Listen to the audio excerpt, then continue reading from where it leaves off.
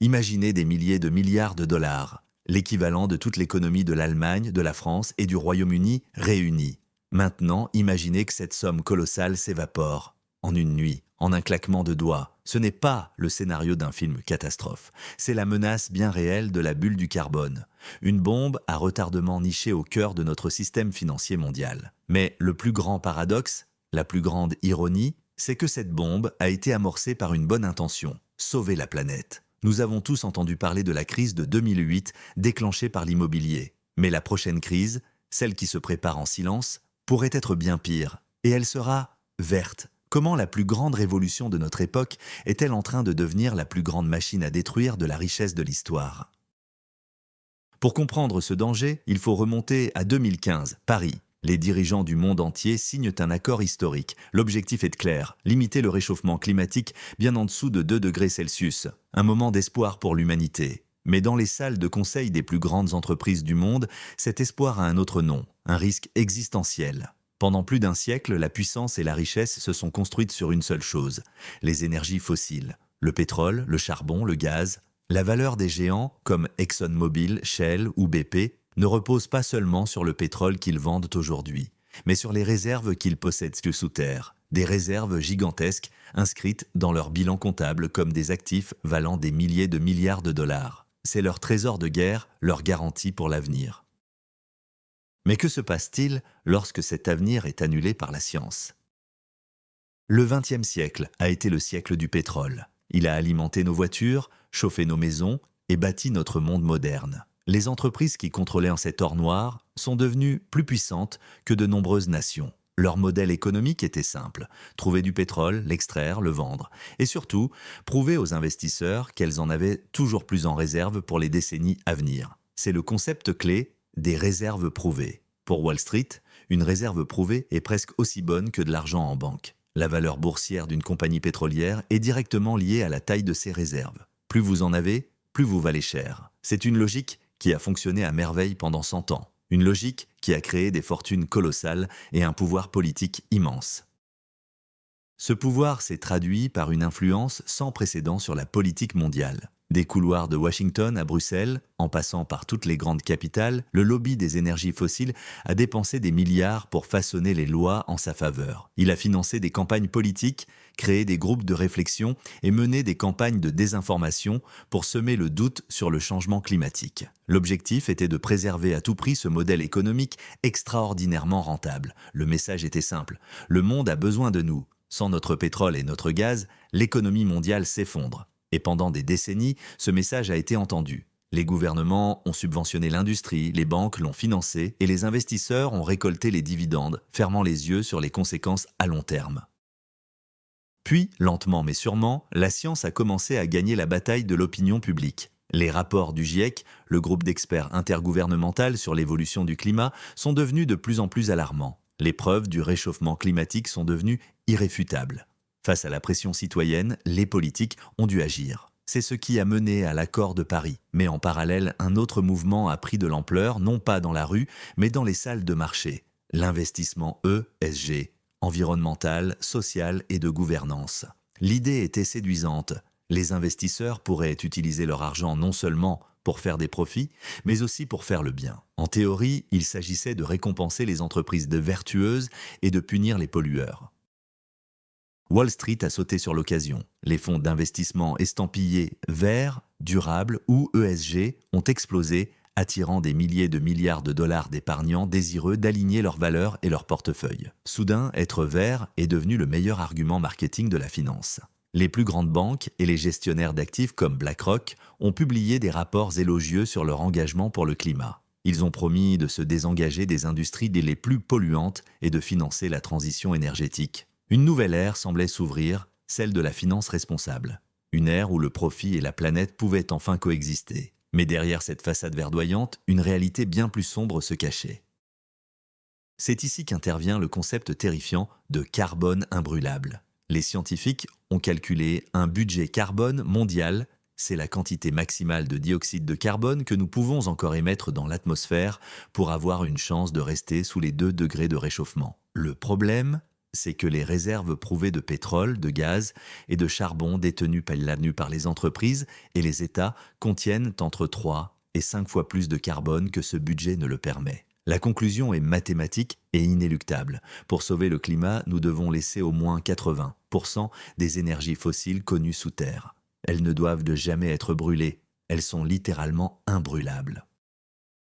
Et c'est là que la bulle se forme. Ces réserves, qui ne pourront jamais être exploitées, sont pourtant toujours inscrites dans les bilans des entreprises pour des milliers de milliards de dollars. Elles sont la base sur laquelle des prêts ont été accordés, des actions ont été émises et des fonds de pension ont investi. Ces actifs sont ce que les analystes appellent des actifs échoués, ou stranded assets. C'est de l'argent fantôme, une richesse qui n'existe que sur le papier, tant que tout le monde accepte de jouer le jeu et de prétendre qu'elle pourra un jour être extraite. C'est une illusion collective, une illusion qui fait de l'ensemble du secteur des énergies fossiles et de ceux qui le financent un château de cartes financier. Quel est le montant de cette bombe à retardement? Les estimations varient, mais les chiffres sont vertigineux. Une étude de la revue Nature a estimé la valeur des actifs échoués potentiels entre 1000 et 4000 milliards de dollars. D'autres analystes parlent de chiffres allant jusqu'à 25 000 milliards de dollars si l'on inclut toutes les infrastructures liées aux fossiles, comme les pipelines et les raffineries. Pour donner un ordre de grandeur, la crise des subprimes de 2008 concernait des actifs toxiques estimés à environ 1300 milliards de dollars. La bulle du carbone est potentiellement plus de 10 fois plus grosse et elle est répartie dans tous les portefeuilles des plus grands fonds souverains jusqu'au plan d'épargne retraite d'un simple citoyen. Face à ce risque colossal, on pourrait s'attendre à ce que les géants de la finance prennent des mesures drastiques. Mais c'est là que le double jeu commence. Publiquement, les grandes banques comme JP Morgan Chase, HSBC ou BNP Paribas communiquent massivement sur leurs investissements verts. Elles sponsorisent des conférences sur le climat et promettent la neutralité carbone. Mais les chiffres racontent une autre histoire. Selon le rapport Banking on Climate Chaos, les 60 plus grandes banques mondiales ont financé l'industrie des énergies fossiles à hauteur de plus de 5 500 milliards de dollars depuis l'accord de Paris. Elles continuent de financer de nouveaux projets d'exploration pétrolière et gazière, tout en sachant pertinemment que ces projets sont incompatibles avec les objectifs climatiques. Pourquoi ce double discours? La réponse est simple, l'argent. Les projets fossiles sont encore extrêmement rentables à court terme. Et les banques sont des machines à maximiser les profits à court terme. Elles sont prises dans un dilemme fondamental. Si elles arrêtent de financer le secteur, elles perdent des revenus immédiats. Mais si elles continuent, elles nourrissent une bulle qui finira par leur exploser au visage, provoquant des pertes bien plus grandes. C'est un jeu dangereux. Elles parient de ceux qu'elles pourront sortir du navire juste avant qu'il ne coule, en laissant les autres investisseurs et finalement les contribuables payer la facture. C'est exactement la même mentalité qui a conduit à la crise de 2008. Pour masquer ce double jeu, l'industrie financière a perfectionné l'art du greenwashing, ou éco-blanchiment. Et son outil le plus puissant est la notation ESG. En théorie, une note ESG devrait mesurer la performance environnementale, sociale et de gouvernance d'une entreprise. Un investisseur pourrait ainsi choisir les bons élèves. Mais dans la pratique, le système est profondément vicié. Il n'existe aucune norme standardisée pour ces notations. Chaque agence de notation utilise ses propres critères, souvent opaques. Le résultat est un chaos total. Une entreprise peut recevoir une excellente note d'une agence et une très mauvaise d'une autre. C'est une jungle où il est presque impossible de distinguer le vrai du faux. Le scandale va encore plus loin. La plupart des notations ESG ne mesurent pas l'impact réel d'une entreprise sur la planète. Elles mesurent plutôt comment les risques environnementaux pourraient affecter les profits de l'entreprise. C'est une différence cruciale. Ainsi, une compagnie pétrolière peut obtenir une bonne note ESG si elle prouve qu'elle a mis en place des mesures pour protéger ses plateformes de la montée des eaux, même si son activité principale consiste à aggraver cette même montée des eaux. C'est absurde. On peut ainsi se retrouver avec des fonds d'investissement verts qui contiennent des actions de géants pétroliers, de compagnies minières ou même de fabricants d'armes. Le label ESG est souvent une coquille vide, un outil marketing pour vendre des produits des financiers.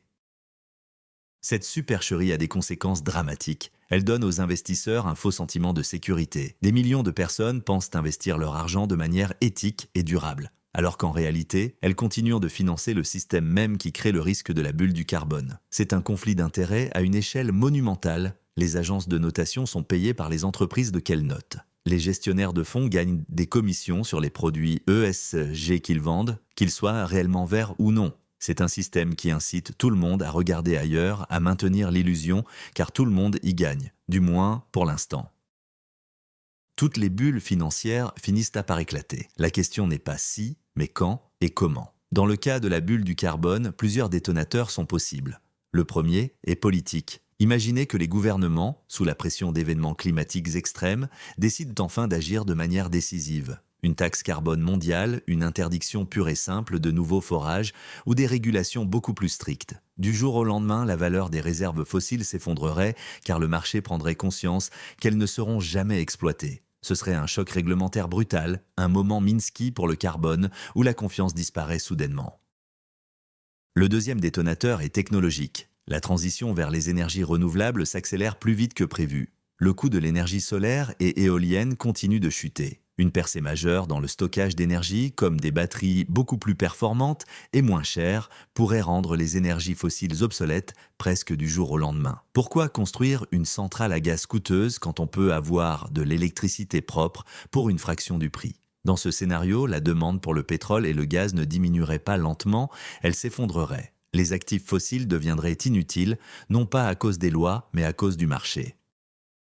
Le troisième détonateur, peut-être le plus imprévisible, est un changement de perception des investisseurs. Les marchés financiers fonctionnent sur la confiance et l'anticipation. Il suffirait qu'un grand nombre d'investisseurs importants, comme un fonds de pension majeur ou un fonds souverain, décident en même temps que le risque est trop grand et commencent à vendre massivement leurs actifs fossiles. Cela déclencherait une vente de panique. Tout le monde se précipiterait vers la sortie en même temps, essayant de se débarrasser de ces actifs devenus toxiques. Le prix des actions des entreprises énergétiques s'effondrerait et la bulle éclaterait dans une cascade de ventes forcées et de faillites.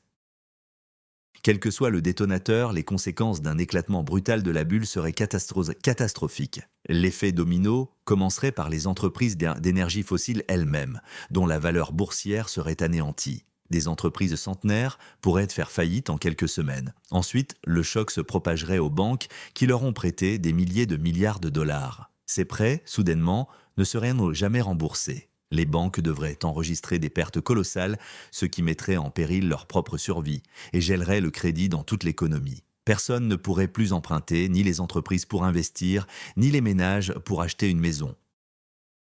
La vague de choc ne s'arrêterait pas là. Elle frapperait de plein fouet les fonds de pension et les compagnies d'assurance, qui sont parmi les plus grands détenteurs d'actions et d'obligations de sociétés énergétiques.